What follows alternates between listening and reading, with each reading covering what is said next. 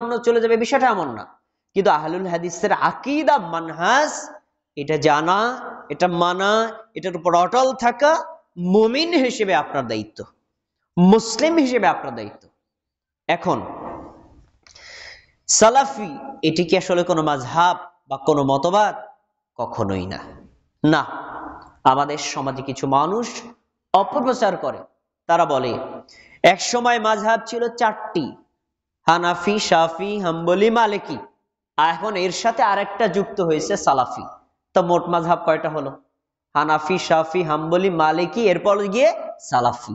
যারা এই কথা বলে তারা জানেই না সালাফি কাকে বলে।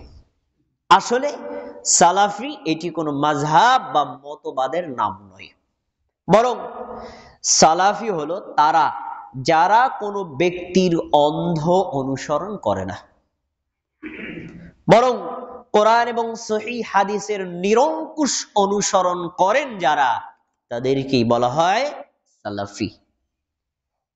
কোরআন এবং হাদিস যদি তারা পান, এর বিপরীতে কোনো ব্যক্তির কথা, কোনো ব্যক্তির মতবাদ, কোনো সংগঠনের মতবাদ, অথবা কোনো সমাজের মতবাদ, অথবা কোনো রাষ্ট্রীয় মতবাদকে তারা কখনোই অগ্রগণ্য মনে করেন না, বরং তারা আল্লাহর দেওয়া কোরআনের বাণী এবং রাসূলুল্লাহ সাল্লাল্লাহু আলাইহি ওয়াসাল্লাম এবং সাহাবীদের হাদিসের বাণীকে নিজেদের জন্য শিরোধার্য বলে মনে করেন। তারাই হলো সালাফি। শুনুন, ধর্মের নামে বাংলাদেশ সহ সারা পৃথিবীতে যতগুলো দল চলছে, প্রত্যেক দল তার দলীয় নেতার সাথে সম্পৃক্ত। হানাফিকারা যারা ইমাম আবু হানিফার সাথে সম্পৃক্ত করেন, মালিকিকারা যারা ইমাম মালিক রাহিমাহুল্লাহর সাথে সম্পৃক্ত করেন, হাম্বলিকারা যারা ইমাম আহমদ বিন হাম্বলের সাথে সম্পৃক্ত করেন, শাফিঈকারা যারা ইমাম শাফি রাহিমাহুল্লাহর সাথে সম্পৃক্ত করেন, ঠিক চিশতিয়াকারা যারা মঈনুদ্দিন চিশতির সাথে সম্পৃক্ত করেন, কাদেরিয়াকারা যারা আব্দুল কাদের জিলানীর সাথে সম্পৃক্ত করেন, সালাফিকারা তারা নির্ধারিত কোনো ব্যক্তির সাথে সম্পৃক্ত করেন না, তারা সম্পৃক্ত করেন স্বয়ং নবী মুহাম্মদ সাল্লাল্লাহু আলাইহি ওয়াসাল্লামের সাথে, অন্য কোনো দল বা ব্যক্তি বা নেতার সাথে সম্পৃক্ত করেন না। এতেই প্রমাণিত হয় সালাফিরা কোনো ব্যক্তির অন্ধ অনুসরণ করে না, বরং আল্লাহ এবং তার রাসূলের বাণী, আল্লাহর রাসূল সাল্লাল্লাহু আলাইহি সাল্লাম এবং সাহাবীদের আকীদা মানহাজকে দৃঢ়চিত্তভাবে ধারণ করেন, এটার উপর অটল থাকেন। এখন এই আকীদা এবং এই মানহাজ মানে আল্লাহর দেওয়া, রাসূলের দেওয়া, সাহাবীদের রেখে যাওয়া এবং সাহাবীদের তাবিঈদের যারা একনিষ্ঠ অনুসরণ করেছেন তাদের রেখে যাওয়া আকীদা মানহাজ। এই আকীদা মানহাজ আপনি গ্রহণ করেন অথবা নাই করেন, আপনি মান্য করেন অথবা নাই করেন, কিন্তু এই আকীদা এবং মানহাজের নিন্দা করার অধিকার আপনি রাখেন না। যদি রাখেন বা করেন তাহলে আপনার ঈমান নিয়ে প্রশ্নবিদ্ধ, আপনার ঈমান আছে কিনা তাই সন্দেহ। দেখুন, এই আকীদা মানহাজ এটি কি মানুষের দেওয়া না আল্লাহর দেওয়া? আমি আপনাকে কোরআন থেকে রেফারেন্স দিচ্ছি। সূরাতুল মায়েদা 48 নম্বর আয়াত। আল্লাহ কি বলছেন? লিকুল্লিন জাআলনা মিনকুম শিরআতান ওয়া মিনহাজান, আমি তোমাদের প্রত্যেকের জন্য দিয়েছি একটি শরীয়ত মানে ইসলামী বিধিবিধান, আর অমিনহাজান এবং একটি পদ্ধতি, একটি মেথড। মিনহাজ মানে মানহাজ। তাহলে বোঝা গেল যে শরীয়ত এটা কে দিয়েছেন বলেন? আল্লাহ। মানহাজ এটা কে দিয়েছেন? তো শরীয়ত আল্লাহর দেওয়া, মানহাজও আল্লাহর দেওয়া। এরপরে বলছেন ওয়ালাউ শা আল্লাহু লা জাআলাকুম উম্মাতান ওয়াহিদা, আল্লাহ যদি বাধ্য করতেন, আল্লাহ যদি বাধ্য করতে চাইতেন পৃথিবীর প্রত্যেক মানুষকে এক জাতিতে, এক আকীদায়, এক মানহাজের উপর রাখতে বাধ্য করতে পারতেন, কিন্তু আল্লাহ বাধ্য করেন নাই। আল্লাহ বলে দিলেন আমি ইসলামী শরীয়ত দিলাম, আমি এই শরীয়ত পালন করার মানহাজ দিলাম, গ্রহণ করা না করার এখতিয়ার তোমার। তুমি করলে তুমি জান্নাত পাবা, তুমি না করলে তুমি জাহান্নামে ছিটকে গিয়ে পড়বা। কি করবা এটা তোমার দায়িত্ব। এবার বলেন তো, ইসলামী শরিয়াত মানহাজ এটা কার দেওয়া? যদি আল্লাহর দেওয়া মানহাজ, আল্লাহর দেওয়া শরিয়াত, আল্লাহর দেওয়া আকীদা হয়, কেউ যদি এই আকীদা এবং মানহাজের তিরস্কার করে, নিন্দা করে, তাহলে এই তিরস্কারটা গিয়ে কি আহলে হাদিসের উপর পড়বে না স্বয়ং আল্লাহর উপর গিয়ে পড়বে? এটাই হলো আমাদের কথা। জনৈক ভাইরাল বক্তা বলেছিলেন যে তুমি যে আকীদা মানহাজ লালন করে ইহুদিদের পক্ষে বলো, আমি সে আকীদা মানহাজকে থুতু মারি। তুমি যে আকীদা মানহাজ লালন করে আফগানিস্তানের মুজাহিদের বিরুদ্ধে কথা বলো, আমি সে আকীদা মানহাজকে থুতু নিক্ষেপ করি। এই যে বাক্যটা বলেছে, এই বাক্যটা হচ্ছে কতটা ভয়ঙ্কর, কতটা ধ্বংসাত্মক, অনেক মানুষ এটার বাস্তবতা এখনো পর্যন্ত অনুভব করেনি। আমার সাথে আপনার আমলগত দ্বিধাদ্বন্দ্ব থাকতে পারে, কোনো সন্দেহ নাই। গবেষণাগত ভিন্নতা থাকতে পারে, কোনো সন্দেহ নাই। আমলগত মাসআলাগত ইখতিলাফ থাকতে পারে, তাতেও কোনো সন্দেহ নাই। কিন্তু সেজন্য আমি আপনার আকীদা মানহাজকে তিরস্কার করতে পারি না, আর আপনিও আমার আকীদা মানহাজকে তিরস্কার করতে পারেন না। কারণ আমার দেওয়া আকীদা মানহাজ এটা তো আমার নয়, এটা আমার গবেষণার ফসল নয়, এটা স্বয়ং আল্লাহর দেওয়া, এটি স্বয়ং আল্লাহর নবীর দেওয়া, স্বয়ং এটা রাসূল সাল্লাল্লাহু আলাইহি ওয়াসাল্লামের সাহাবীদের রেখে যাওয়া। সুতরাং যদি আপনি আকীদা মানহাজকে তিরস্কার করেন, এটা আহলে হাদিসের গায়ে লাগে না, স্বয়ং আল্লাহর গায়ে, স্বয়ং নবীর গায়ে, স্বয়ং সাহাবীদের গায়ে লাগে। সুতরাং আপনার ঈমান আছে কিনা এখনো তদন্ত করা উচিত। আমরা ওনার এই তিরস্কারমূলক বাক্যটাকে বিরোধিতার জন্য বিরোধিতা এভাবে না বলে একটু বিশ্লেষণ করি দুইটা শব্দে। তুমি যে আকীদা মানহাজ লালন করে ইহুদিদের পক্ষে বলো, ওই আকীদা মানহাজের উপর আমি থুতু নিক্ষেপ করি। আচ্ছা, এই বাক্যটাকে আমরা দুইটা ভাগে ভাগ করি। প্রথম, ইহুদিদের পক্ষে বলা, এটার পরে বলছি। প্রথম কথা হলো আমি ওই আকীদা এবং মানহাজের উপর থুতু নিক্ষেপ করি। আচ্ছা, বাংলাদেশ, ভারত, পাকিস্তানে যারা আহলুল হাদিস, সৌদি আরবে যারা সালাফি, তাদের আকীদা মানহাজ কি নিজস্ব বানানো না আল্লাহ এবং তার রাসূলের রেখে যাওয়া? আচ্ছা, যদি আল্লাহ এবং তার রাসূলের রেখে যাওয়া আকীদা মানহাজ হয়, সেটাই যদি তারা প্রতিপালন করে, কেউ যদি বলে ওই আকীদা মানহাজের উপর আমি থুতু নিক্ষেপ করি, তাহলে তার ঈমান আছে না চলে গেছে? ওরা যেভাবে পেশায়া আমাদেরকে কুফফারদের মতো কাফের ফতোয়া দেওয়ার, ইহুদিদের দালাল ফতোয়া দেওয়ার, খ্রিস্টানদের দালাল ফতোয়া দেওয়ার অভ্যাস ওদের আছে, আমরা ইচ্ছা করলে এই বাক্য দ্বারা তাদেরকে সেই ফতোয়া দিতে পারি। কিন্তু তাদের মতো আমরা উগ্রপন্থী নই।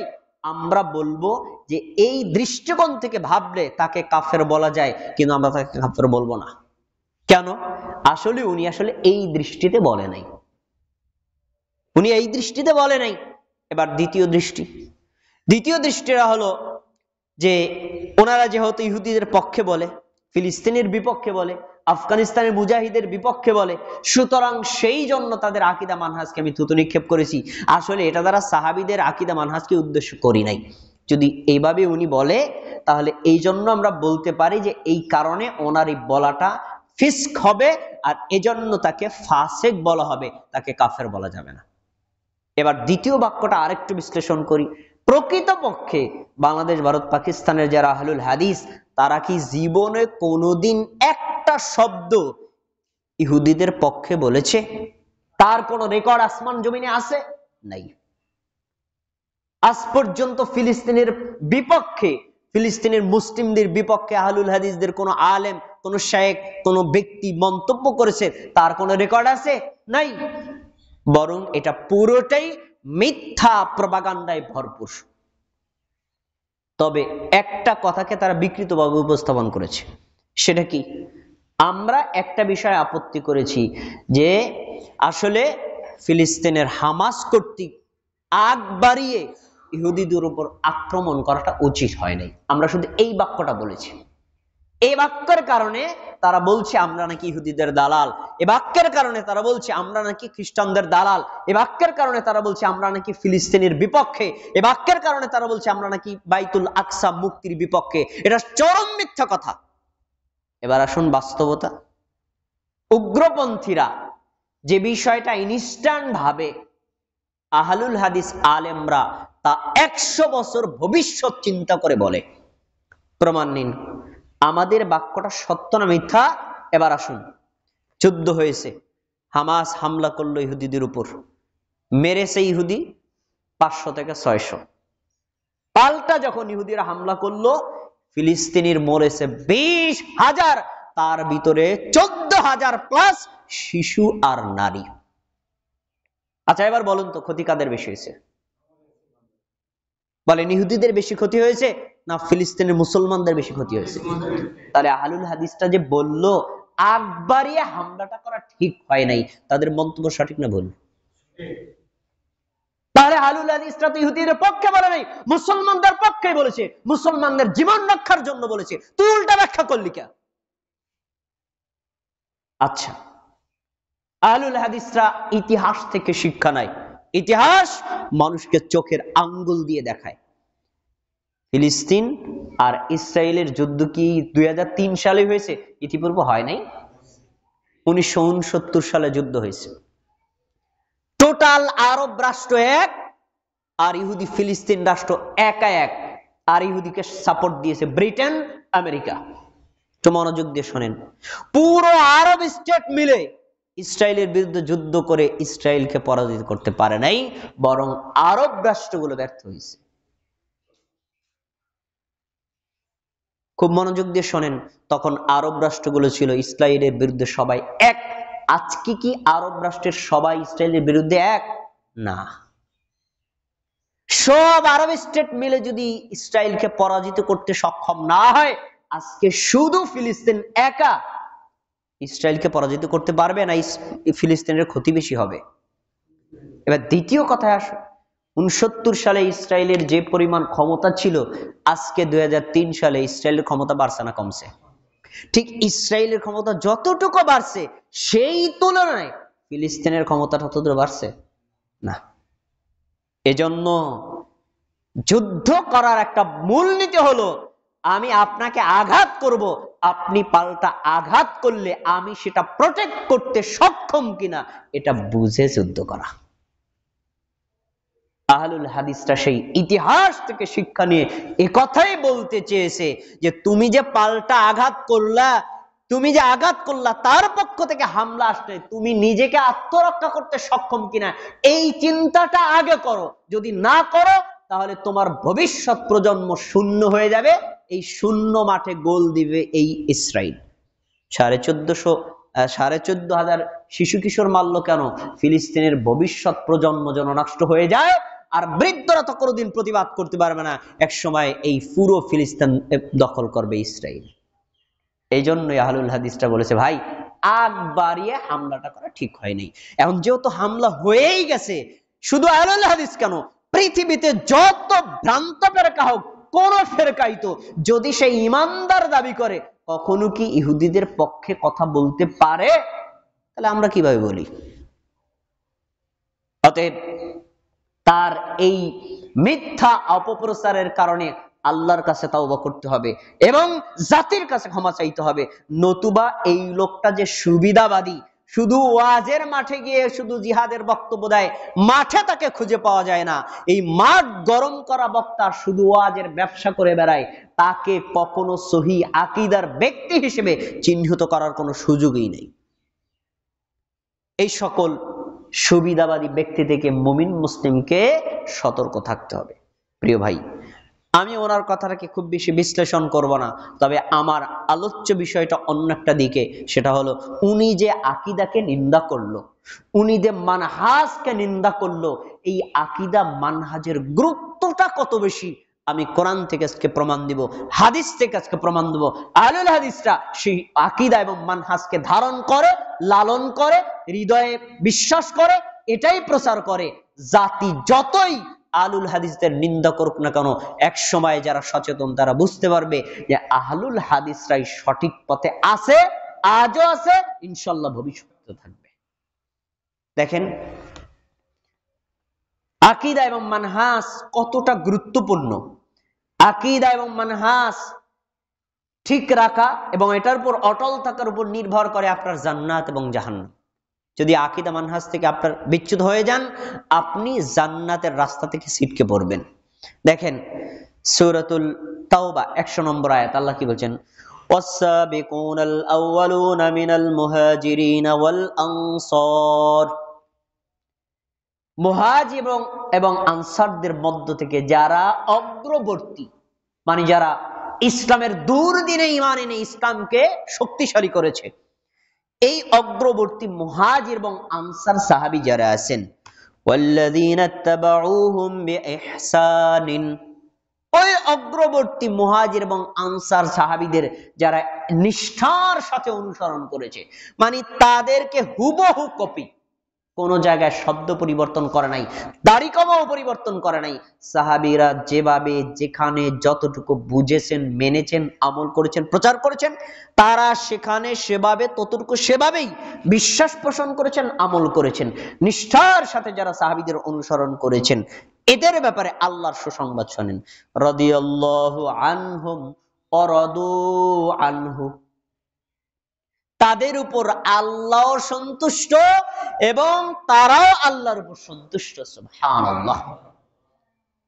এই আয়াত থেকে একটা সুসংবাদ পাওয়া যায়, যারা সাহাবীদের ইত্তেবা করে, নিষ্ঠার সাথে সাহাবীদের আকীদা মানহাজকে লালন করে, সাহাবীদের আকীদা মানহাজের উপর অটল অবিচল থাকে, আল্লাহ তাদের উপর খুশি না বেজার?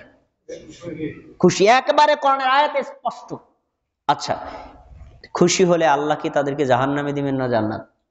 পরের আয়াত দেখেন, ওয়া আ'আদ্দা লাহুম জান্নাতিন তাজরি তাহতাহাল আনহার, যারা সাহাবীদের আকীদা মানহাজ নিষ্ঠার সাথে অনুসরণ করেছে, আল্লাহ তাদের জন্যই এমন জান্নাত প্রস্তুত করে রেখেছেন যে জান্নাতের নিচ দিয়ে নদী সমূহ প্রবাহিত। সুবহানাল্লাহ। তাহলে বোঝা যায় সাহাবীদের যারা অনুসরণ করবে তাদের জন্য আল্লাহ জান্নাত প্রস্তুত করে রেখেছেন। সাহাবীদের আকীদা মানহাজ থেকে যারা সরে যাবে, তারা জান্নাতের রাস্তা থেকে বিচ্যুত। এরপরে বলছেন খালিদিনা ফিহা আবাদা, ওই জান্নাতে তারা চিরস্থায়ী ভাবে থাকবে। ওয়াযালিকাল ফাওজুল আযীম। রাসূল সাল্লাল্লাহু আলাইহি ওয়াসাল্লামের এবং সাহাবীদের এবং তাবিঈদের আকীদা মানহাজের উপর প্রতিষ্ঠিত থাকা, আল্লাহর সন্তুষ্টি অর্জন করা, জান্নাতে যাওয়া, এটাই হলো মানুষের জীবনে চূড়ান্ত সফলতা। এর চাইতে বড় সফলতা মুমিনের জীবনে আর হতে পারে না। এই আয়াতটিতে আমরা একটা বাক্য পাই যে সাহাবীদের ইত্তেবা করা পরবর্তীদের জন্য ফরজ। আর আহলুল হাদিসরা আলহামদুলিল্লাহ এই ক্ষেত্রে 100-তে 100 রাসূলুল্লাহ সাল্লাল্লাহু আলাইহি ওয়াসাল্লাম এবং সাহাবীদের কপি করার ক্ষেত্রে তারা 100-তে 100 নম্বর পায়।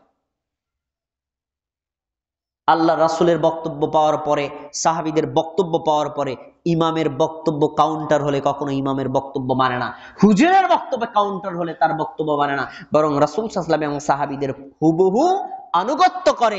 এজন্য আহলুল হাদিসটাই হলো রাসূল সাল্লাল্লাহু আলাইহি ওয়াসাল্লাম এবং সাহাবীদের রেখে যাওয়া আকীদা মানহাজের প্রকৃত ধারক আর বাহক। আচ্ছা, এবার যান পরের আয়াত, সূরা হাশর 10 নম্বর আয়াত। আল্লাহ বলছেন ওয়াল্লাযীনা জাউ মিন বা'দিহিম, সাহাবীদের পরবর্তী যুগে যারা আসবে, ইয়াকুলুনা, তাদের দায়িত্ব হচ্ছে তারা বলবে, রব্বানা গফির লানা, হে আমাদের রব, আমাদেরকে ক্ষমা করে দিন। আমরা কি সাহাবীদের আগের যুগের লোক না পরের যুগের লোক? বলেন কি যুগের লোক আমরা? পরের যুগের লোক। তাহলে আমাদের দায়িত্ব বলছেন ইয়াকুলুনা রব্বানা গফির লানা, তারা বলবে হে আমাদের রব, আপনি আমাদেরকে ক্ষমা করে দেন। আচ্ছা, শুধু নিজেদের জন্য ক্ষমা চাইলে হবে না। দেখেন কি, ওয়ালিইখওয়ানিনাল্লাযীনা সাবাকুনা বিল ঈমান, ঈমান আনার ক্ষেত্রে যারা আমাদের অগ্রবর্তী, মানে সাহাবীগণ, তাবেঈগণ, তাবেঈগণ, যারা মাযহাবের ইমামগণ এবং বিভিন্ন মুহাদ্দিসগণ, হকপন্থী যারা সালফে সালেহিনের আকীদা মানহাজকে ধারক এবং বাহক ছিলেন, প্রচারক ছিলেন, তাদেরকেও আল্লাহ আপনি ক্ষমা করে দিন। তাহলে আমাদের কাজ আল্লাহ শিখিয়ে দিচ্ছেন, তাদের জন্য ক্ষমা চাওয়া। পরে কি দেখেন, ওয়ালা তাজাল ফি কুলুবিনা গিল্লান লিল্লাযীনা আমানু, আমাদের পূর্বে যারা ঈমান এনেছিলেন, সাহাবীগণ, তাবিগণ, তাবিগণ এবং হক অনুসারী যারা, এদের বিরুদ্ধে আমাদের অন্তরে যেন এক দাররা পরিমাণ, সরিষার দানা পরিমাণ তাদের বিরুদ্ধে হিংসা, বিদ্বেষ, ঈর্ষা না থাকে। বাক্যটা খুব গুরুত্বপূর্ণ। ওয়ালা তাজাল ফি কুলুবিনা কিল্লান, আল্লাহ তাদের বিরুদ্ধে আমাদের অন্তরে যেন সামান্য পরিমাণ কোনো ঈর্ষা, হিংসা না থাকে। আচ্ছা, এবার বলেন তো, এবং সাহাবী, তাবিদের আকীদা, মানহাজের বিরুদ্ধে আমাদের অন্তরে যদি হিংসা থাকে, আমাদের ঈমান থাকবে না চলে যাবে? তো যে ব্যক্তি বলেছে যে ওদের আকীদা এবং মানহাজের উপর থুতু নিক্ষেপ করি, সে কি চিন্তা করেছে এই থুতুটা গিয়ে আল্লাহর রাসূলের সাহাবীদের কলিজায় লেগেছে? তাহলে আমরা যদি মুমিন হই, আমাদের দায়িত্ব রাসূল সাল্লাল্লাহু আলাইহি ওয়াসাল্লাম এবং সাহাবী এবং তাবিদের আকীদা, মানহাজকে স্বর্ণের চাইতে অধিক মূল্যায়ন করে তা ধারণ করা। হিংসা তো দূরের কথা। এই তো কোরআনের আয়াত, আরো অনেক আছে, আমি সময়ের অভাবে বলছি না, এবং কয়েকটা হাদিস আপনাদেরকে শোনাচ্ছি। সাহাবী এবং তাবি তাদের আকীদা, মানহাজকে ধারণ করা আমাদের জন্য কতটা জরুরি। দেখেন, সহিহ মুসলিম হাদিস নাম্বার 188, আব্দুল্লাহ ইবনে মাসউদ রাদিয়াল্লাহু তাআলা আনহু বলেন, মা বিন নাবিয়্যিন বা'আসাহুল্লাহু ফি উম্মাতিন ক্বাবলি ইল্লা কানা লাহু মিন উম্মতিহি হাওয়ারিয়ুন ওয়া আসহাবুন। আমার পূর্বে যত নবী এবং রাসূল আল্লাহ পাঠিয়েছেন, প্রত্যেক নবী এবং রাসূলদের অনুসারীর মধ্যে দুই ভাগে ভাগ ছিল। খেয়াল করে শুনেন। এক ভাগ ছিল হাওয়ারিয়ুন। হাওয়ারিয়ুন মানে নবীর একেবারে নিকটবর্তী, ডান হাত বাম হাত, খুব নিকটবর্তী। আর ওয়া আসহাবুন, আরেক ভাগ ছিলেন সাহাবী। এই যে হাওয়ারিয়ুন এবং সাহাবী, তাদের সবার এক বৈশিষ্ট্য ছিল কি? ইয়াখুদুনা বিসুন্নতিহি, তারা নবীর সুন্নাতকে আঁকড়িয়ে ধরে রাখতেন। ওয়ায়াকতাদুনা বিআমরিহি, নবীর অনুসরণ, নবীর আদেশ একেবারে পাক্কা পাক্কা তারা ইক্তেদা করতেন। তাহলে এখানে পাওয়া গেল সাহাবীদের চরিত্র ছিল নবীর সুন্নাত পেলে মানা না অমান্য করা। কথা বলেন, মান্য করা, নবীর আদেশ পেলে মান্য করা। এই যে বৈশিষ্ট্যের কথা বলা হলো, তারপর হচ্ছে সুম্মা ইন্নাহা তাখলুফু মিন বাদিহিম খুলুফুন, এরপরে সাহাবীদের পরে যারা আসবে তাদের মধ্যে কিছু মানুষ আছে যারা মুখে বলবে একটা, কাজে করবে একটা, কাজে বলবে একটা, মুখে বলবে আরেকটা, তাদের কথায় কাজে কোনো মিল নাই, তারা রাসূল সাল্লাল্লাহু আলাইহি ওয়াসাল্লামের হুবহু কপি করবে না। এবার আসুন এইখানে, রাসূলুল্লাহ সাল্লাল্লাহু আলাইহি ওয়াসাল্লাম এবং সাহাবীদের কোন সুন্নাত পেলে, সুন্নাতের বিপরীত কোন পীরের সুন্নাত, বুজুর্গের সুন্নাত, আলেমের সুন্নাত, মুফতির সুন্নাত, কোন সুন্নাতের মূল্যায়ন করেন না, বরং আল্লাহর রাসূলের সুন্নাতকে আঁকড়িয়ে ধরে থাকতে চান। এই পৃথিবীর মধ্যে আহলুল হাদিসরা ছাড়া অন্য কোন দলের এই বৈশিষ্ট্য নাই। চ্যালেঞ্জ। আর বাকি যারা গোমরা, আকীদাগত বিভ্রান্ত এবং মানহাজগত বিভ্রান্ত, তাদের কাছে দেখবেন রাসূলের হাদিস পাওয়ার পরে বলে কি, হাদিসটা এটা ঠিক আছে, আমাকে মাযহাবে যে নাই, হাদিসটা এটা ঠিক আছে, আমাদের সমাজে তো নাই। বিভিন্ন ব্যক্তির কথা বলে রাসূল সাল্লাল্লাহু আলাইহি ওয়াসাল্লাম এবং সাহাবীদের আমলকে যারা প্রত্যাখ্যান করে, বুঝতে হবে তারা আকীদাগত ভ্রান্ত, মানহাজগত ভ্রান্ত। আর সাহাবীদের চরিত্র ছিল রাসূল সাল্লাল্লাহু আলাইহি ওয়াসাল্লাম এবং সাহাবীদের কোন তথ্য পেলে তা গ্রহণ করা। আরে আকীদা মানহাজ লালন করেন আহলুল হাদিস কোন।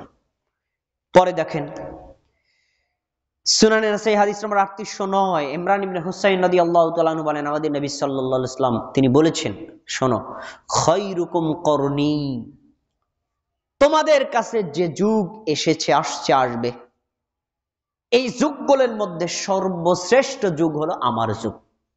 আমি নবী হওয়ার পর থেকে মৃত্যু পর্যন্ত এই মধ্যবর্তী সময়টা আমি যতটুকু জায়গার অধিকারী ছিলাম, আমার অধীনস্থ যে সময়টা আর যে যুগটা, যে স্থানটা গিয়েছে, এর চাইতে শ্রেষ্ঠ কোন যুগ হতে পারে না। করনি খায়রুকুম করনি, আমার যুগটা হলো সর্বশ্রেষ্ঠ যুগ। রাসূল সাল্লাল্লাহু আলাইহি ওয়াসাল্লামের যুগ হলো সোনালী যুগ। ওই যুগের ইত্তেবা করা পরবর্তী জাতির দায়িত্ব। পরে বলছেন সুম্মাল্লাযীনা ইয়ালুনাহুম, আমার যুগের পরে শ্রেষ্ঠ যুগ হলো সাহাবীদের যুগ। সুম্মাল্লাযীনা ইয়ালুনাহুম, সাহাবীদের পরে শ্রেষ্ঠ যুগ হলো তাবেঈদের যুগ।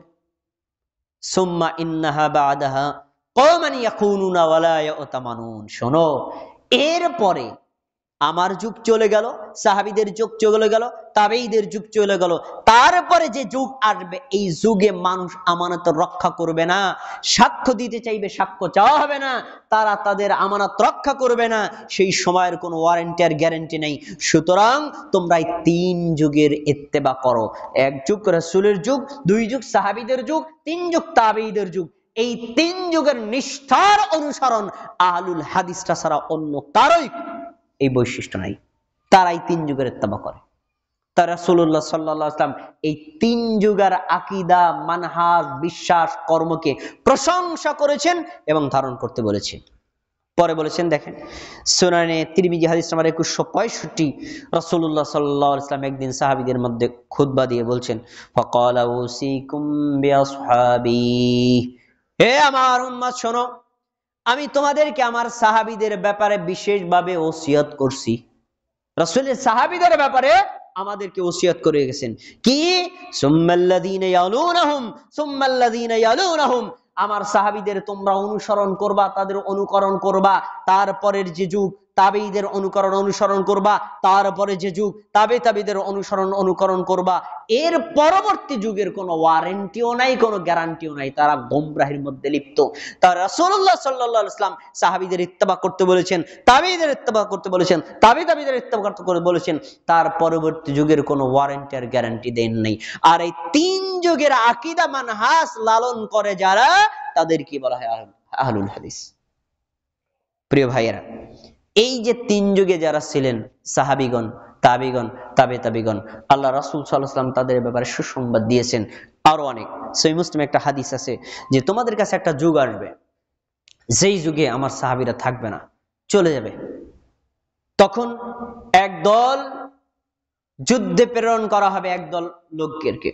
তখন এই লোকদের মধ্যে একজন বলবে, এ হাল তাজিদুনা মান রাআ নবী সাল্লাল্লাহু আলাইহি ওয়াসাল্লাম, দেখো তো তোমাদের মধ্যে এমন কোন ব্যক্তি আছে যে আমাদের নবীকে দেখেছেন? নবীকে যিনি দেখেছেন তাকে কি বলা হয়? সাহাবী। ঈমানের সাথে নবীকে যিনি দেখেছেন তাকে কি বলা হয়? সাহাবী। দেখো তো সাহাবী আছে কিনা? বলবে হ্যাঁ, আমাদের মধ্যে একজন সাহাবী আছে, আর সাহাবী নাই। এই দলকে প্রেরণ করা হবে যুদ্ধে।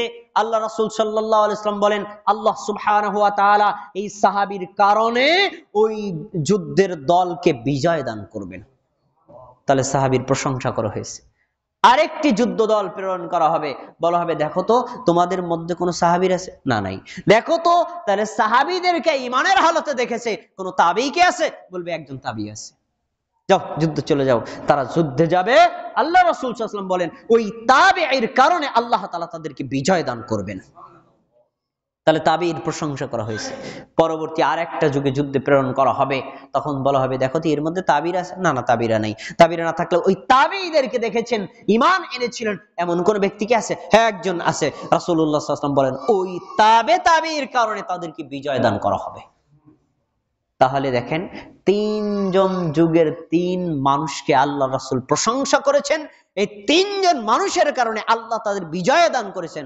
সাহাবীর প্রশংসা, তাবেঈর প্রশংসা, তাবেঈর প্রশংসা।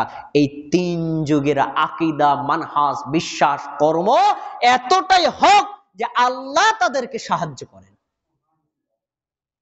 আচ্ছা, এরপরে যারা এই সাহাবীদের নিন্দা করে, সমালোচনা করে, সাহাবীদের আকীদাকে, সাহাবীদের বিশ্বাসকে, সাহাবীদের কর্মকে, সাহাবীদের ব্যাপারে যারা বিরূপ মন্তব্য করে, আল্লাহ রাসূল সাল্লাল্লাহু আলাইহি ওয়াসাল্লাম তাদেরকে কঠোর ভাষায় সতর্ক করেছেন।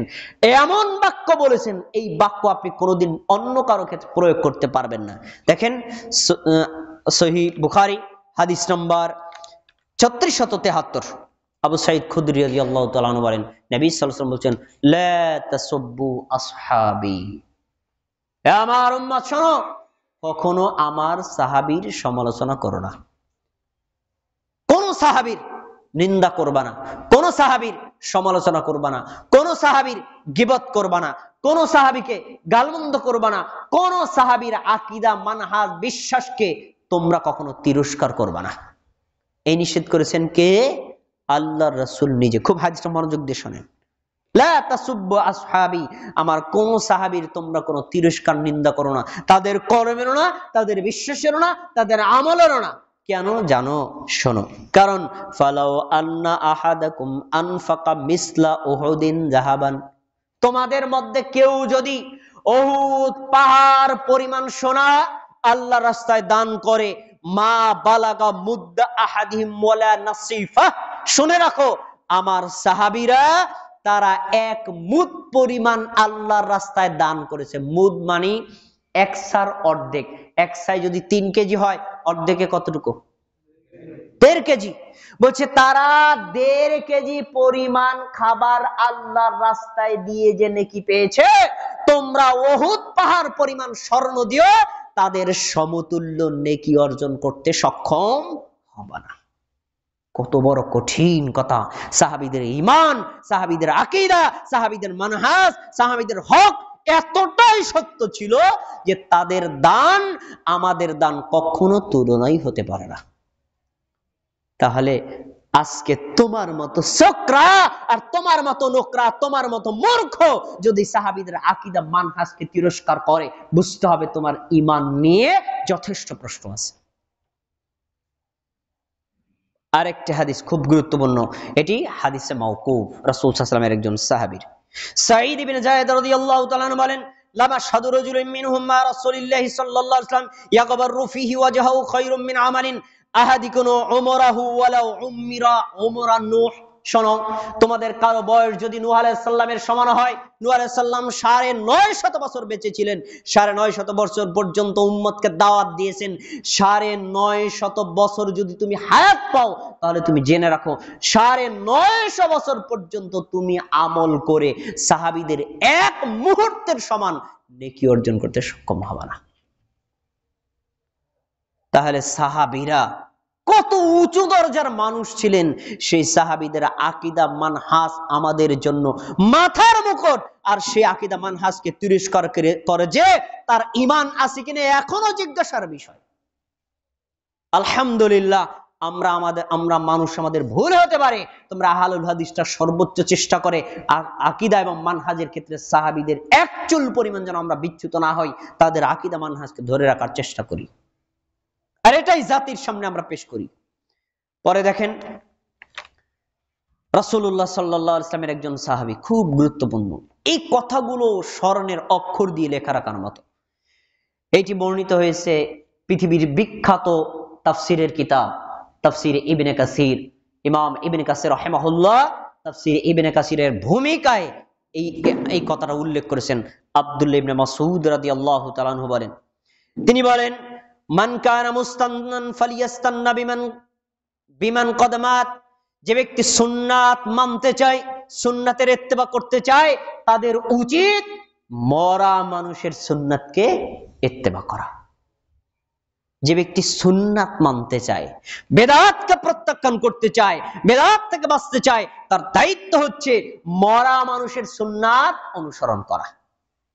কেন? তিনি বলছেন, শুনে রাখো, কেন তোমরা মরা মানুষের সুন্নাত মানবা? ফাইন্নাল হাইয়া লা তু'তামানু আলাইহিল ফিতনা, জীবিত মানুষ ফিতনা থেকে মুক্ত না। আজকে আমি আপনাদের সামনে আহলুল হাদিসদের পক্ষে বক্তব্য দিচ্ছি, 1 বছর পরে আমি আবার গোমরা হয়ে আহলুল হাদিসের বিপক্ষে বক্তব্য দিতে পারি। তার প্রমাণ ওই আদনান। কারণ মানুষ গোমরা হতে সময় লাগে না, আর হেদায়েত পেতেও সময় লাগে না। এজন্য মরা মানুষের সুন্নাত মানতে হবে, জীবিত মানুষের সুন্নাত মানা যাবে না। এখন মরা মানুষ কারা? দেখেন, আব্দুল্লাহ ইবনে মাসউদ রাদিয়াল্লাহু তাআলা বলেন, শোনো মরা মানুষ কারা? উলাইকা আসহাবু মুহাম্মাদিন সাল্লাল্লাহু আলাইহি ওয়াসাল্লাম, তারা হলো আল্লাহর নবী মুহাম্মদ সাল্লাল্লাহু আলাইহি ওয়াসাল্লামের সাহাবীগণ, তারাই হলো মরা মানুষ, তাদের সুন্নাত মানতে হবে। কানু আফদালা হাদিহিল উম্মাহ, এই উম্মতের মধ্যে তারা ছিলেন সর্বশ্রেষ্ঠ, তাদের চাইতে মর্যাদাবান মানুষ আর পৃথিবীতে জন্মই নিতে পারে না। সাহাবীরা এই জাতির মধ্যে শ্রেষ্ঠ সন্তান, এজন্য সাহাবীদের সুন্নাত মানতে হবে, অন্য কারো সুন্নাত মান্য করা যাবে না। কেন? এরপরে শুনেন, কেন? আবার রাহা কুলুবান, তাদের অন্তরটা ছিল নেকির প্রতি পুরো ধাবিত, আর ওয়া আমাকুহা ইলমান, তাদের ইলম ছিল আল্লাহ এবং আল্লাহ রাসূলের জন্য পুরো নিবেদিত। ওয়া আকাল্লাহা তাকাল্লুফান, তারা মানুষের প্রশংসা পাওয়ার জন্য কোনো কাজ করতেন না। এক সময় যখন তুমি আহলুল হাদিসদের হয়ে বক্তব্য রাখতা, আহলুল হাদিসের মসজিদে বক্তব্য দিতা, তখন তুমি বক্তব্য দিয়ে ভাইরাল হয়ে চিন্তা করলা, না আহলুল হাদিসদের মাধ্যমে যদি বক্তব্য দেই তাহলে দেশের সংখ্যাগরিষ্ঠ লোক আমার গ্রহণ করবে না। জনপ্রিয়তা অর্জন করার জন্য এবং বেদাতের ধন্না ধরেছো। শোনো, এটা তোমার দুনিয়াবি প্রসিদ্ধি অর্জনের মাধ্যম। আর সাহাবীগণ তারা ওয়া আকাল্লুহা তাকাল্লুফান, মানুষের প্রশংসা, জনপ্রিয়তা, পপুলারিটি তারা কোনো মূল্যায়ন করে নাই। জাতি আমাকে কি মূল্যায়ন করবে এই চিন্তা করে নাই।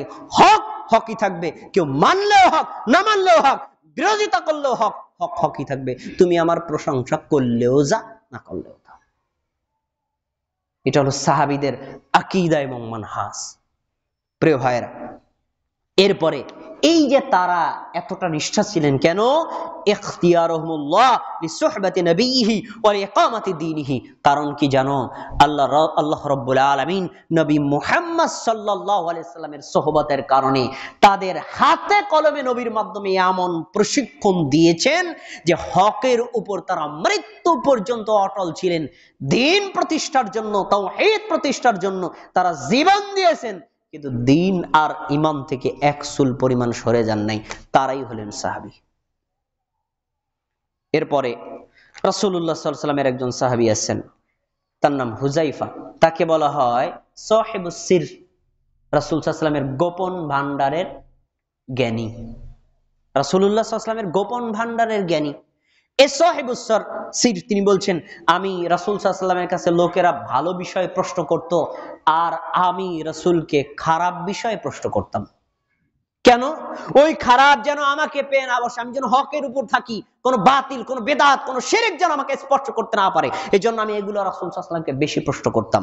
তো একদিন আল্লাহর নবী যখন বলছিলেন যে আজকে খারাপ ভালো আছে, এক সময় খারাপ আসবে, আবার খারাপ আছে, আবার ভালো আসবে, তখন আমি বললাম, আল্লাহ রাসূল, খারাপের পর ভালো, ভালোর পর খারাপ, ওই ভালোর মধ্যে আবার কোনো খারাপ কি থাকবে? রাসূল সাল্লাল্লাহু আলাইহি ওয়াসাল্লাম বললেন, হ্যাঁ, ওর ভিতরে কিছু অস্পষ্টতা, ধূম্রজাল থাকবে, দেখান অস্পষ্টতা থাকবে। রাসূলুল্লাহ সাল্লাল্লাহু আলাইহি ওয়াসাল্লাম বললেন, সাহাবী বললেন, আল্লাহ রাসূল, ওয়ামা দাখানু, এই ধূম্রজাল অস্পষ্টতাটা কি আমি একটু বুঝাই বলেন তো। রাসূল বলছেন, কওমুন ইয়াস্তান্নুনা বিগাইরি সুন্নতি, এমন এক জাতি আসবে যারা আমার সুন্নাত বাদ দিয়ে বাতিলের সুন্নাত মানবে, মানে বেদাত। রাসূলের সুন্নাত তাদের কাছে কোনো মূল্য নাই। রাসূলের সুন্নাত ধরিয়ে দিলে বলে কি, আর এই সুন্নাত সৌদি আরবে চলে, বাংলাদেশে চলে না, এভাবে রাসূলের সুন্নাতকে ব্যঙ্গ করবে এই জাতি আসবে। শোনো, ইয়াস্তান্নুনা বিগাইরি সুন্নতি, তারা এমন কাজ করবে যেটা আমার সুন্নাত নয়। ওয়া ইয়াহতাদুনা বিগাইরি হাদি, এমন হেদায়েত প্রচার করবে যেটা আমার হেদায়েত না, না কোরআন, না হাদিস, না সাহাবীদের কোনো আকীদা বিশ্বাস, এমন কথা প্রচার করবে। এরা গোমরাহ, এরা গোমরাহ। এদের থেকে তারিফু মিনহুম, হুযায়ফা তুমি তাদেরকে চিনবা, অতুনকিরু তাদেরকে অস্বীকার করবা, তাদের থেকে নিজেকে আত্মরক্ষা করবা, তাদেরকে তুমি নিজেকে বাঁচাবা। তাহলে বোঝা যায় আজকের যুগটা সেই যুগ। অগণিত বেদাতের কাছে সুন্নাত খুঁজে পাওয়া যায় না, বেদাতের মধ্যে সুন্নাত হারিয়ে গেছে। আজকে যখন আহলুল হাদিসটা সেই স্বর্ণের চাইতে মূল্যবান সুন্নাতকে জাতির সামনে পেশ করে, এই বেদাতীরা আমাদেরকে আবার বেদাতি বলে আখ্যাই দেয়। দুঃখ রাখার জায়গা কোথায়? রাসূলুল্লাহ সাল্লাল্লাহু আলাইহি ওয়াসাল্লামের সুন্নাত তাদের কাছে কোনো মূল্য নাই। রাসূলের সুন্নাত পেশ করলে তারা অস্বীকার করে। এজন্য আব্দুল্লাহ ইবনে আব্বাস আক্ষেপ করে একটা কথা বলেছেন, এই কথাটা জাতির সামনে সোনার অক্ষর দিয়ে হাইলাইট করে লিখে দেওয়া উচিত। দেখেন কি বলেছেন ইমাম ইবনে কাসির রাহিমাহুল্লাহ, তাফসীরে ইবনে কাসিরের ভূমিকা উল্লেখ করেছেন। তিনি বলেছেন, ক্বালাল ইমামুল আহমদ, ইমাম আহমদ রাহিমাহুল্লাহ বলেন। ইমাম আহমদ কে? পৃথিবীর জগৎ বিখ্যাত মুহাদ্দিস, চার মাযহাবের এক মাযহাবের ইমাম, ইমাম আহমদ বিন হাম্বল, 10 লক্ষ হাদিসের হাফেজ। তিনি বলছেন, দেখেন তিনি বলছেন, আজিবতু লিকৌমিন আরাফুল ইসনাদ ওয়া সিহহাতিহি, আমি ওই জাতির ব্যাপারে অবাক হয়ে যাই, ওই লোকদের ব্যাপারে অবাক হয়ে যাই। কি? তারা স্পষ্ট জানতে পারে হাদিসটার সনদ, জানছে হাদিসটার সনদ জানছে, ওয়াসিহাতিহি, নিশ্চিত যে হাদিসের সনদটাও শুদ্ধ, বুখারীর হাদিস, মুসলিমের হাদিস, তিরমিজির হাদিস, নাসাইর হাদিস, সূর্যের মতো স্পষ্ট হাদিস শুদ্ধ। এই সহিহ হাদিস পাওয়ার পরেও ইয়াজহাবুনা ইলা রাই সুফিয়ান, তারা সুফিয়ানের রায়ের দিকে যায়, আবু হানিফার রায়ের দিকে যায়, মালিকের রায়ের দিকে যায়, হুজুরের রায়ের দিকে যায়, পীরের রায়ের দিকে যায়। কয় হাদিস তো ঠিক আছে, হাদিস তো বুখারীতে আছে আমরা জানি, আরে হাদিস তো মুসলিমে আছে আমরা জানি, কিন্তু আমার পীর তো করে না। হাদিস তো বুখারী মুসলিম আছে আমরা জানি, আমাদের মাযহাবে তো নাই, হাদিস তো বুখারী মুসলিম আছে আমরা জানি, আমাদের দেশে হুজুররা তো করে না। বিভিন্ন কথাকে মূল্যায়ন করে, কিন্তু এই সহিহ হাদিসকে মূল্যায়ন করে না। তাদের ব্যাপারে আমি অবাক হয়ে যাই। এই মন্তব্য কার? জগৎ বিখ্যাত মুহাদ্দিস ইমাম আহমদ বিন হাম্বলের। তার মানে ইমাম আহমদ বিন হাম্বল তিনি নিজেও অন্ধ মুকাল্লিদ হওয়ার বিপক্ষে ছিলেন। সহিহ হাদিস পেলে মেনে চলার জন্য তিনি আদেশ করতেন। তাই আক্ষেপ করে বলেছেন এ জাতি ধ্বংস হবে না, হবে কি? হাদিস পাওয়ার পরে অমান্য করে। পরের শতরা আরো গুরুত্বপূর্ণ, শোনো, যারা এই কাজ করে, কোরআনের আয়াত পাওয়ার পরে, রাসূলের হাদিস পাওয়ার পরে, বিভিন্ন মাযহাবের দোহাই দিয়ে, পীরের দোহাই দিয়ে, বুজুর্গের দোহাই দিয়ে, হুজুরের দোহাই দিয়ে হাদিসকে অমান্য করে, তারা কি কোরআনের এই আয়াতটা পড়ে নাই? এই আয়াতটা বলছেন কি? ইমাম আহমদ বিন হাম্বল, সূরা নূরের 63 নম্বর আয়াত, ফালিয়াহযারিল্লাযীনা ইউখালিফুনা আন আমরিহি আন তুসিবাহুম ফিতনাতুন আও ইউসিবাহুম আযাবুন আলীম। তারা যেন সতর্ক হয়, আল্লাহর রাসূলের আদেশ পাওয়ার পরে কেউ যদি আল্লাহর রাসূলের আদেশটাকে অমান্য করে, অন্য কিছু মানে, তাহলে তাদের উপর দুনিয়াবি গজব আসবে, আখিরাতের গজব তো আছেই। দুনিয়াবি লাঞ্ছনা আছেই, পরকালটা প্রস্তুত। সুতরাং বোঝা যায় আল্লাহর রাসূলের হাদিস পাওয়ার পরে কেউ যদি অমান্য করে, কেউ অস্বীকার করে, বিকৃত করে, এটার অপপ্রচার করে, এটাকে ঢেকে রাখার চেষ্টা করে, এটাকে গোপন করে, তাদের জন্য দুনিয়াতেও অপমান, পরকালের অপমান তো আছেই। আচ্ছা, তো আরেকটি কথা খুব গুরুত্বপূর্ণ, দেখেন, ফাতাআতু রাসূলিল্লাহি সাল্লাল্লাহু আলাইহি ওয়াসাল্লাম মুকদ্দামাতু আলা তাআতি কুল্লি ওয়াহিদিন। বাক্য কাকে বলে? এই যে আমাদের মানে মাথার মুকুট যারা, তাদের প্রত্যেকটা কথাই এত গুরুত্বপূর্ণ। শোনো, পৃথিবীর যত মানুষ আছে সব মানুষের উপর আল্লাহর নবীর কথা মান্য করা সবচেয়ে বেশি অগ্রগণ্য। রাসূলের কথার কাউন্টারে কোন ব্যক্তির কথা কোনো মূল্যায়ন করা যাবে না। তিনি শ্রেষ্ঠ মানুষ, তার চাইতে শ্রেষ্ঠ মানুষ পৃথিবীতে অতীতেও ছিল না, আজকেও নেই, কিয়ামত পর্যন্ত আসবে না। নবীর কথার কাউন্টারে পৃথিবীর কোন মানুষের কথা মান্য করা যাবে না। এটাই শরিয়ত, এটা ইসলাম। পরে শোনেন, যারা এই কাজ করে তাদেরকে বলছেন ওয়াইন কানা খায়রু হাযিহিল উম্মতি আবু বকরিন ওমর। যদিও আবু বকরের কথা হয়, যদিও ওমরের কথা হয়, কেন? এই জাতির নবী রাসূলগণ বাদ দিয়ে পৃথিবীর মধ্যে শ্রেষ্ঠ সন্তান আবু বকর, ওমর। তা তোমরা ভাবতে পারো ও নবীর কথার কাউন্টারে আবু বকর কথা মানা যাবে? তোমরা ভাবতে পারো নবীর কথার কাউন্টারে ওমরের কথা মানা যাবে? বলছি শোনো, যদিও আবু বকর ওমরের কথা হয়, তাদের কথাও যদি রাসূলের কথার বিপক্ষে হয়, মান্য করা যাবে না। যদি আবু বকর ওমরের কথাই মানা না যায়, কোথায় আবু হানিফা আর কোথায় তোমার পীর? বলো, তাদের তো কোনো ভ্যালুই নেই। একজন সাহাবী তিনি যে কথাটা বলেছেন, এ কথা আমি যেদিন শুনেছি, একজন আলেমের মুখে শুনেছি, আলেমের নাম বলবো না, সেদিন আমার কলিজাকে উঠছিল। বাক্য কাকে বলে শোনেন, আব্দুল্লাহ ইবনে আব্বাস রাদিয়াল্লাহু তাআলা আনহু বলেন, শোনো, ইউশিকু আন তুনাজ্জিলা আলাইকুম হিজারাতাম মিনাস সামা আকুলু ক্বালা রাসূলুল্লাহ সাল্লাল্লাহু আলাইহি ওয়াসাল্লাম ওয়া তাকুলুনা ক্বাবা ক্বালা আবু বকর ওমর।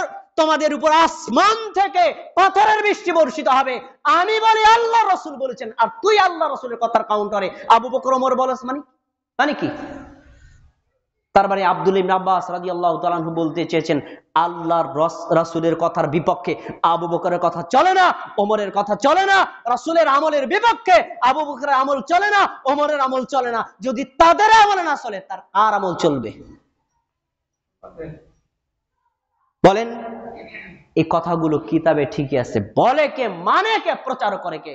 আলহামদুলিল্লাহ, আস্থার সাথে বলতে পারি আমরা মানুষ, আমাদের ভুল হতে পারে, কিন্তু আমরা রাসূলের হাদিস পাওয়ার পরে, সাহাবীদের কর্ম পাওয়ার পরে কোন ব্যক্তির কথাকে তাদের উপরে মূল্যায়ন করি না। এর নামে আহলুল হাদিস, এটাই আহলুল হাদিসের আকীদা এবং মানহাজ। এখন এই আকীদা মানহাজ ধারণ করে, প্রচার করে, বিশ্বাস করে কেউ যদি আমাদেরকে ইহুদিদের দালাল বলে, ওর আমল ওই করুক, এর উপর আমাদের কোনো আক্ষেপ নাই, জবাব কিয়ামতের দিন হবে।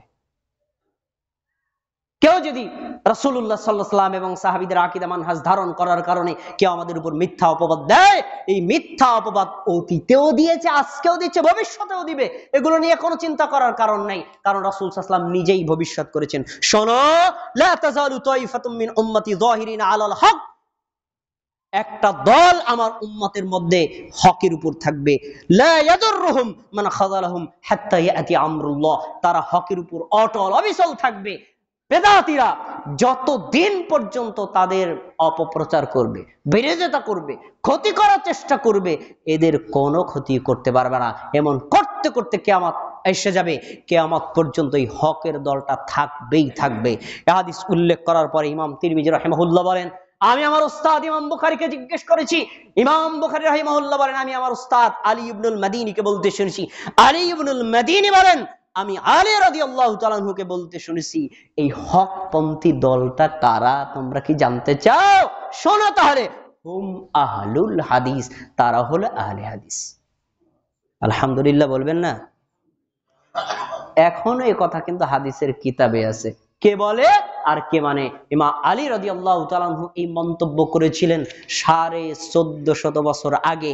তখন তো ব্রিটিশদের কোনো অস্তিত্বই ছিল না। যারা বলে আহলে হাদিসরা ব্রিটিশদের তৈরি করা দালাল, তাদেরকে জবাব দিতে হবে। এই হাদিস লিখেছে ইমাম তিরমিজি রাহিমাহুল্লাহ।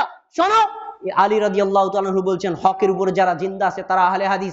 এই কথাটা কি ব্রিটিশরা শিখাই দিয়েছে আলী রাদিয়াল্লাহু তাআলা আনহুকে? মিথ্যা অপপ্রচার করে কতদিন করবা? জাতির সামনে আজ স্পষ্ট কারা হক বলে, কারা হক মানে, কারা হক প্রচার করে, সচেতন মানুষ জানতে পেরেছে। স্যাপ দিয়ে কার যেমন ঢাকা সম্ভব নয়, বাতিল দিয়ে হক কখনো ঢাকা সম্ভব নয়। ইনশাআল্লাহ হকের বিজয় হবেই হবে। এদেশে পীর পূজা, ব্যক্তি পূজা, দল পূজা, কবর পূজা, মাজার পূজা, বেদাতি পূজা সব বন্ধ হবে ইনশাআল্লাহ। আল্লাহ সুবহানাহু ওয়া তাআলা আজকের এই খুতবা থেকে আমাদেরকে এতটুকু শিক্ষা নেওয়ার তৌফিক দান করুন যে আমরা রাসূলুল্লাহ সাল্লাল্লাহু আলাইহি ওয়াসাল্লামের সুন্নাত শিরোধার্য করে মেনে নেব, সাহাবীদের সুন্নাত শিরোধার্য করে মেনে নেব, ইসলামী শরীয়ত মানার ব্যাপারে সাহাবীদের আকীদা মানহাজকে গুরুত্ব দেব। কোরআনের আয়াত নিজের মতো বোঝা যাবে না, হাদিস নিজের মতো ব্যাখ্যা করা যাবে না। সাহাবীগণ কিভাবে বুঝেছেন, তাবেঈগণ কিভাবে বুঝেছেন, চার মাযহাবের ইমামগণ কিভাবে বুঝেছেন, তাদের বুঝের আলোকে বোঝা, তাদের বুঝের আলোকে মানা, তাদের বুঝের আলোকে দাওয়াত দেওয়া, এটাই হলো আহলুল হাদিসের আকীদা এবং মানহাজ। এই আকীদা মানহাজকে যারা তিরস্কার করবে, ওরা নিজেরাই তিরস্কার করে জাহান্নামে নিক্ষিপ্ত হবে ইনশাআল্লাহ। আমরা চাই সারা পৃথিবীর মানুষ হেদায়েত লাভ করুন, বলেন আমিন। বাংলাদেশের মানুষ হেদায়েত লাভ করুক, আমিন। কিন্তু যখন মিথ্যাবাদীরা আমাদের বিরুদ্ধে অপপ্রচার করে, তখন তাদের জবাবে এ কথাগুলো বলতে আমরা বাধ্য হই। আমরা দোয়া